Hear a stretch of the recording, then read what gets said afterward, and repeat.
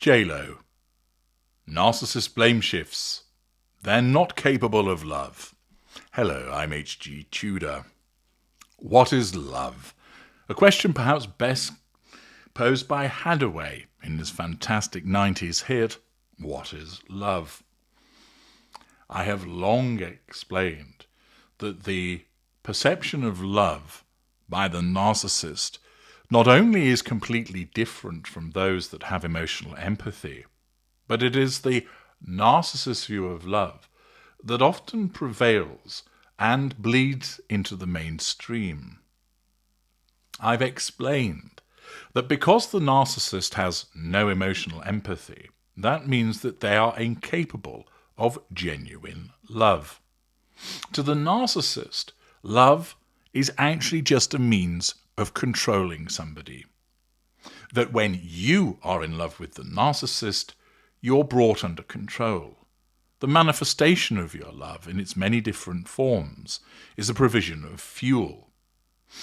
That you being in love with the narcissist can aid with the residual benefit of facade management and provide other residual benefits, for instance, the provision of sex, the provision of assistance, the provision of somebody attending to domestic duties, and so forth.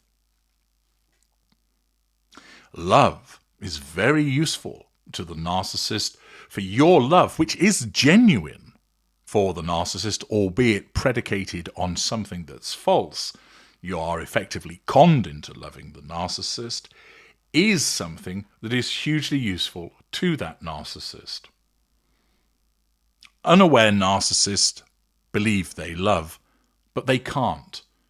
They are prohibited from doing so because of the absence of emotional empathy. What the narcissist has is infatuation, because the narcissism generates infatuation to cause the narcissist to believe that they are utterly in love with that person. Thus, they will go hell for leather to bring that person under control by wheeling out all of the bells and whistles as part of that love bombing and the much reported upon golden period. This is why the concept of love to a narcissist is all about dramatic gestures, grand, operatic maneuvers, scintillating gestures, awesome activities.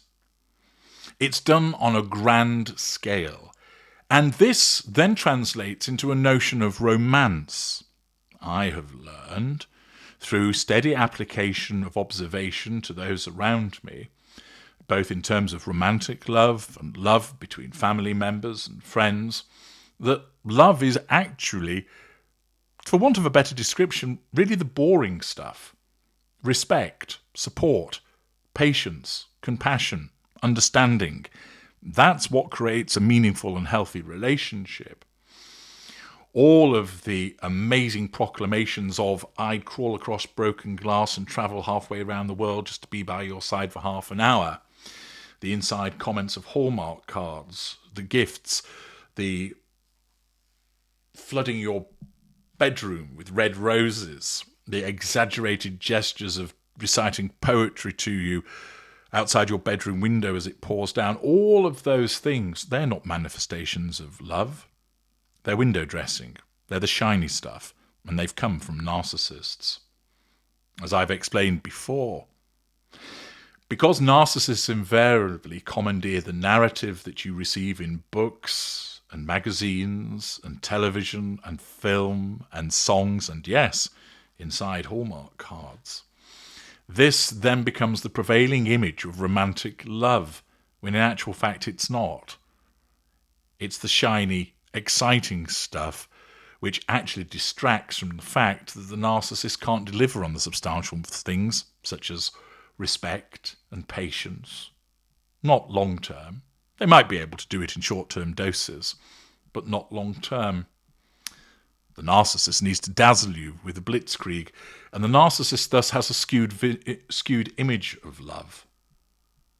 The narcissist believes that all of the jumping around and tickling and pulling hair and glittery shiny stuff, that's love, but it is not.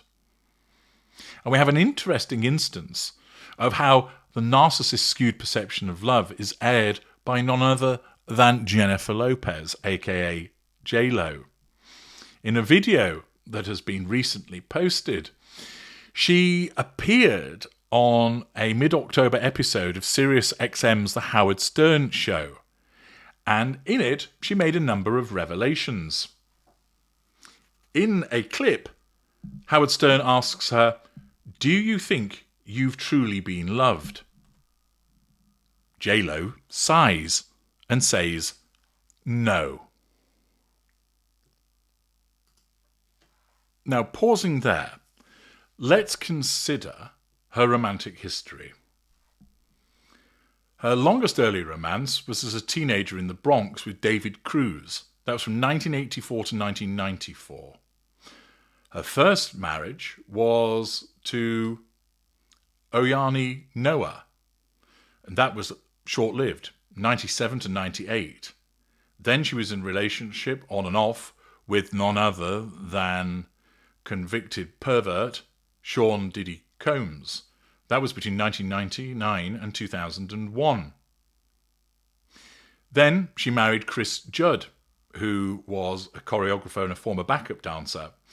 They were together between 2001 and 2003. Overlapping was her relationship with Ben Affleck, which was from 2002 to 2004 and was rekindled again in 2021 to 2024. Then she was on to her third marriage to Mark Antony, which lasted between 2004 and 2014. Interspersed around that was a relationship with Casper Smart, another ex-backup dancer. That was 2011 to 2016. She was rumoured to have a relationship with Drake from 2016 to 2017, from Alex Rodriguez from 2017 to 2021. And accordingly, there's quite the history of relationships. That's a quick run-through of them.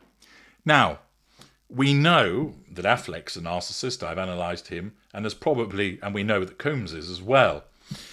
So when she says that she hasn't been loved, well, she's accurate in relation to those two. But it isn't the case that she's been able to spot what they are. And I suspect other of the men that she had relationships with have actually genuinely loved her. So what's behind her saying in the Howard Stern interview, "I've never been loved"? Well, it's quite simply an attempt to elicit sympathy in the course of that interview from Stern and from the audience, which means that they are brought under control and they provide her with fuel. She's also indirectly controlling all of the people that I've just listed by in effect smearing them, by saying that they didn't love her. Stern then went on to say, "And do you think you've truly experienced loving someone?" Lopez's answer to that is a firm yes. Yet we know, as a narcissist, she can't love anybody, but notice she believes that she has done so. Why does she say that? Part of it is the delusion that is generated by her narcissism, and she says it in that moment to make it again look like she's the one that has been badly treated. I've loved them, but they've not loved me.